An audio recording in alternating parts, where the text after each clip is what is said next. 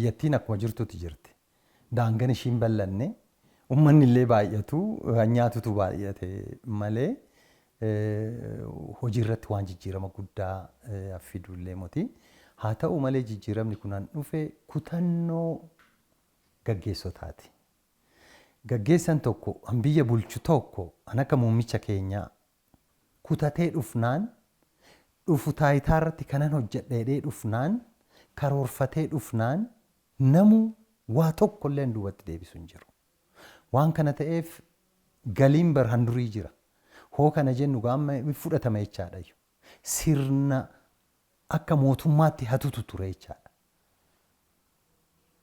Galii harka 100 galu keechaa harki 60, harki 80, harki 70, harki 50 fudhatamaa jechaadha. Amma hoo takka waan hin tuqamneef galiin maddu hundi deebi'ee misoomarra waan ooluuf kutannoon sun immoo waan jiruuf ilaalchi kunnoo biyyattii tana magaalaa tana akka biyyattii akka Sanjaniin godha, akka Niiwoorkiin godha, akka Darbaniin godha jedhee namni akka gaggeessatti kutatee dhufe hin godha jechaadha. Kanammoo qabatamaan agarree nus immoo irraa barannee irraa nama tokko an biyya jijjiiru by the way an biyya jijjiiru nama tokko namni doonii tokko keessatti namni doonii sanii oofuu fi as a pilot as a captain namoonni achi keessa jiran immoo isa gargaaranii deeggarraan bakka kunnoo karoorfame san ga'uu danda'ama jechaadha. Waan kana ta'eef muummichi ministeeraa dhugaa rabbii kutannoodhaan dhufee hanni hin jiru isa biraa fi namoonni muraasni hanni gaa akka dhuunfatti jira. Haa ta'u malee inni immoo sirni hoo sirriitti siistamaan wanti hundi ijaarame hanni sunis hin hafa. Hoo hafe immoo hundi kana caala hojjetame jechaadha. Kanaafuu guddinni magaalleewwanii, guddinni biyyaa, qonna hoo laallee, midhaan nyaatatiin of danda'uu hoo laallee, jallisiidhaan hoo laallee, albuudaan hoo laallee, ICTdhaan hoo laallee, turizimii kanaan hoo laallee, piilaarii 5-6 kanaan laallu hoo ta'e biyyattiin dhugaatti an waggaa 20, waggaa 30, waggaa 50tti hin hojjetamnetu waggaa 5tti hojjetame. Kun egaa maali kutannoo bulchaa biyyaarraan dhufe jechaadha. Kanaafuu hundi immoo laalee edaa hojiidhaan hundi mo'uu hin danda'ama. Qabeenya horuu hin danda'ama. Biyya misoomsuu hin danda'ama. Waan kana ta'eef ani halkanii guyyaa hojjedhee biyya guddisee ijoollee tiyyaaf immoo biyya gaarii dabarsee deemuu han jedhu kuni viizhinii bulchaa biyyaati. Waan kana ta'eef magaalonni keenya guddachaa jiru, biyyi guddachaa jirti, bu'uuraaleen hundi kaa'amee jira.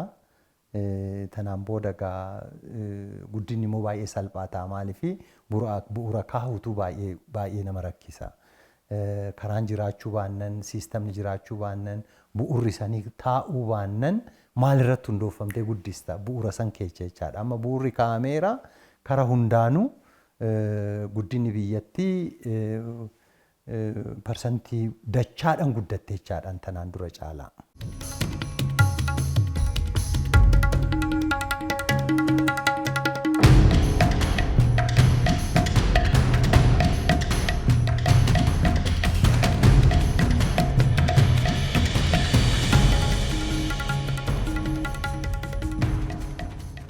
Ani amma egaa waggaa 30 wayii waggaa 35-36 seektara kana keessan jira.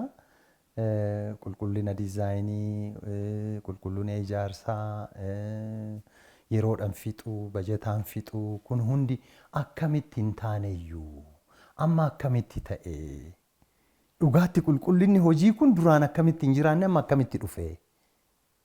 Kun egaa maalirraa ka'a? Diizaayinii gamoodhaa hoo laallu, pilaanii magaalaa hoo laallu, diizaayinii adda addaa hoo laallu bilisummaatu jira. Bilisummaa maali? Space freedom, bilisummaa lafaa, bilisummaa diizaayinii, bilisummaa pilaaningii. Bilisummaan hoo jiraate arkitektiin tokko, pilaanariin tokko waan gaarii hojjeta jechaadha. Waan gaarii uuma jechaadha. Duraan congested ta'ee karaa hoo hojjennu karaa bal'aa maaltu harka nu qabee hojjechuudhaaf maaltu nu dhoowwe sirnatu hin heeyyamne gaa gartee bajanni akkanatti bajjatameet akka bircuqqoo san keessa seeniidhaayu amma diizaayinii ofii isaa saniin diizaayiniitu bajata saffida istaandaardii saffida kanaafuu dhugaatti biyya guddatan hundaan agarre hoo ta'ee achi keessaa nama tokko han biyya hoogganutu kutannoodhaan ka'ee biyyattii guddisa. Fakkeenya ta'a. Fakkeenya hoo ta'u immoo hundi immoo duuba hiriira jechaadha. Isa santuu dhufe xiiqiidhaan bulchaan biyya keenya hoogganaan biyya keenya xiiqiidhaan dhufeeti xiiqiidhaan biyyattii kana kun waggaa 5 keessatti 4 keessatti asiin akkas ga'u goote. Kana addunyaatu dinqisiifata. Kana Afrikaatu dinqisiifata. Kana baha Afrikaatu dinqisiifata. Anumtu anan keessa jiru deebi'ee tole dur beekumsi haaraa maaltu dhufeedha. Maaliif hin hojjenneedha duraan? Freedom of economy, freedom of space for architects and planners in jiruuyyu. Waan kana ta'eefi egaa guddina magaalleewwan keessatti guddina bu'uuraalee keessatti waan jiruun kutannoodhaan viizinii ofii achi kaa'anii beenchmaarkii achi kaa'anii achi gahuuf halkanii guyyaa hojjechuun hankana fideedha. Egaa tanaan boodas haaluma kanaan itti fufuun dirqama ta'a. Nus akka ogummaa keenyan irra caala xiiqiidhaan hooggantoota keenya bukkee dhaabbanne xiiqiidhaan uummata kanaaf an hojjennu taa'edha yaada.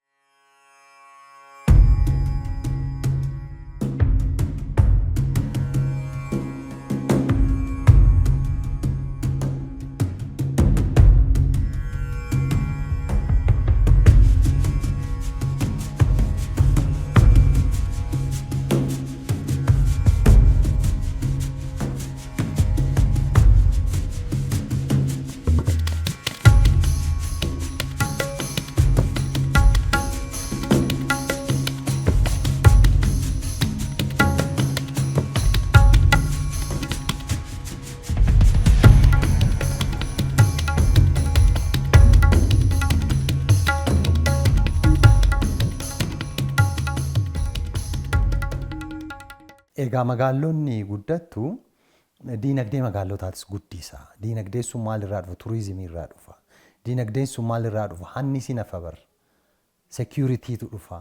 Eegumsa nama baasii baasnu sun siistamiidhaan eegna jechaadha. Suni bar it would bring economy of budget. Kanaafuu magaalaan hoo guddattu akka magaalatti ummanni achi keessatti sin guddate jechaadha. Egaa amma magaaleen Finfinnee ilaallu ta'e waggaa 60 duraan ijaaraman, waggaa 50 duraan ijaaraman garuu shaffanamanii an taa'an masaraa bukkee ani girgiddaan isaanii kan dhoqqee ta'e dhoqqeedhaan ijaaraman. Kun hundeedhaa dhokatee jiraayyuu amma hoo saaqnee ilaallu garuu nama saalfachiisa. Dhugaa Rabbii nama saalfachiisa. Kanaafuu egaa as keessatti corridor developmentiin kun jira, infrastructure manhole fi pipeline'itu jira. Pipein kun maal wanni godha? Telecommunicationitu jira, electrificationitu jira, sewer line'itu jira, supply line'itu jira.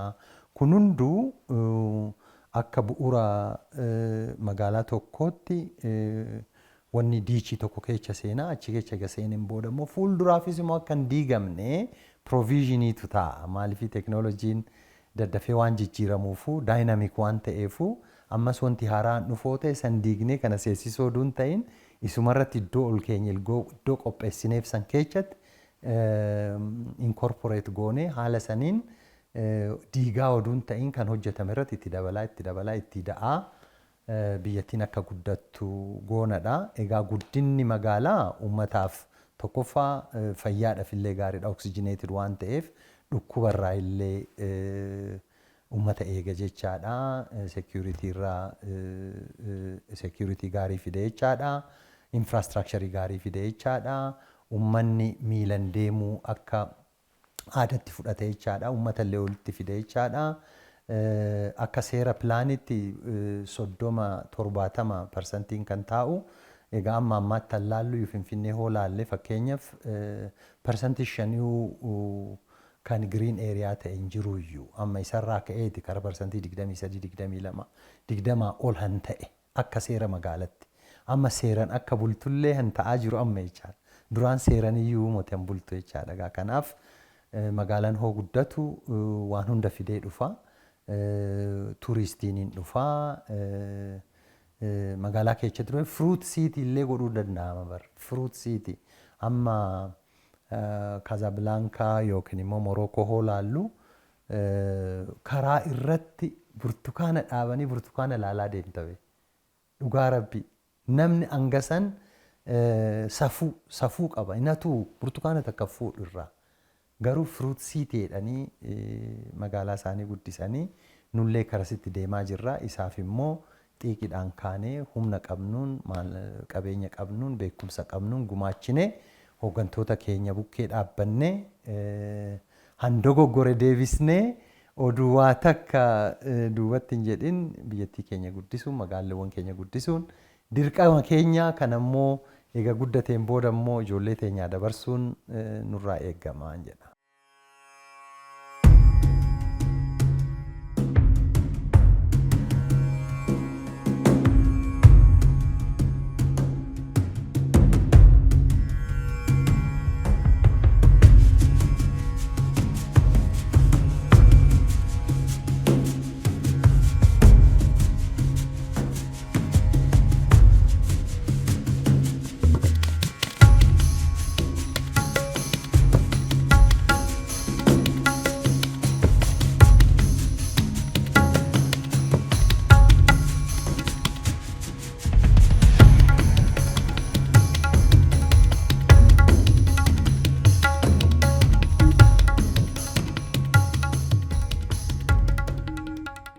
Guddinni jechaan beekumsi jechaan maal jechaadha wal danda'anii buluu jechaadha. Daayivarsitiin tokkummaa keessatti daayivarsifaayid ta'ee tokko ta'uutu mul'achuutu irra jiraadha. Kanaaf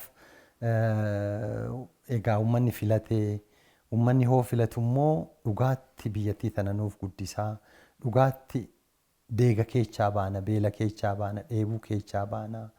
Ijoolleen teenya mana barnootaa dhaqxee nagaan galtii karaa gaariirra deemna kana hunda abdii godhatee taaf filatu bahee halkan aduu sodaatiin rooba sodaatiin qorra sodaatiin akkasitti bahee filatee egaa nuti immoo dhugaa rabbi akkuma muummichi ministeera keenyaa jedhanitti warra filatame iblaan warra filatameef ani waanuma hojjetanii isinirraa eega uummanni illee kun kutatee bahee isin filate akkamitti akka hojjettanii fedhii uummataa kana deebii kennitu han jedhu kana irratti hunduu akka galteetti fudhate halkanii guyyaa hojjechuutu irra jiraadha. Aadaan hojii ama jijjiiramaa jira jijjiirames aadaa saniin immoo itti fufnee duraanii sa'aa 12 an hojjennu hoo ta'e 24 keechaa 16 an hojjennu hoo ta'e 20tti 24 keechaa 22tti warri guddatan barbiyya ofii an guddise maalidhaani sa'aa 24 keechaa sa'aa 23 hojjetaniiti. Sa'aa takka barcumarra ciisanii achuma ka'anii deebi'anii hojjetaniit biyyattii isaanii asiin gahan. Waan kana ta'eef uummanni immoo gaakunoo imaanaa nutti kenne kana uummanni kanatu nuu taa'ee filate warri filatame dhugaa rabbi halkanii guyyaa hojjetee deebii uummata kanaa deebisuutu irra jiraadha. Aadaan hojiitis immoo akka durii sa'aa 8 sa'aa 10 sa'aa 5 sa'aa 8 keechaa bari effective an ta'e sa'aa 4 hojjetamu. Kanaafuu isa sirritti akka seeratti akka sirnaatti fudhannee aadaa hojii kana irra caala itti deemnee jijjiiramni akka dhufu goone biyyattiin keenya gaafa Afrikaa kana keechaa calaqqistuu an taate Afrikaa keechaa fakkii an taate addunyaadhaan immoo hawwal dorgomtuu taate godhuun nurraa eeggamaadha. Warri filatames kana beekee abbaan fedhaa filatamu haa ta'u malee kuni sirriidha kuni sirrii motii han jedhu irratti uummanni eega sagalee isaa kenneen booda akkanumaan yeroo gubuun waa faayidaan qabu waliin mari'atanii wal deeggaranii han tokko hin dandeenye tokko itti guutee kan tokko dadhabe tokko jabeechee akkasitti biyyattii Itoophiyaa jedhamtu kana guddisuutu nurraa eeggama. Hundarraa'uu eeggama. Warra moohames warra moohamus warra moohus irraan eeggamu kana garaa bal'inaan hundi waliin ta'ee waliin hojjechuun dirqamaadha. Saniin booda qoo walitti qabuun waa takka fayyadu. Isa agarree hoggaa kurnan hoggaa 20 hoggaa 30 hoggaa tanaan dura agarreerra waa takka fayyadu hin jiru. Qabatamaan takka 2-3 jedhee hojjetee uummataa dabarsu uummanni isa san safuu qaba uummanni sobu barnootaa moti. Jiruu keessa darbee fi umrii isaatiin hin beeka. Qotee bulaan keenya hin beeka. Jiraatan magaalaa keenyaa hin beeka. Eenyu akka hojjetu, eenyu akka filate hin beeka. Gaaf filatamu sun warra filatamnellee walitti qabatee waliin ta'ee bakka qaawwi uumametti qaawwa san guduuchinee beekumsa qabnuun merit base waliin hojjennee biyyattii guddisuun nurraa eeggama. Egaa akka dhaamsatti dabarsuuf.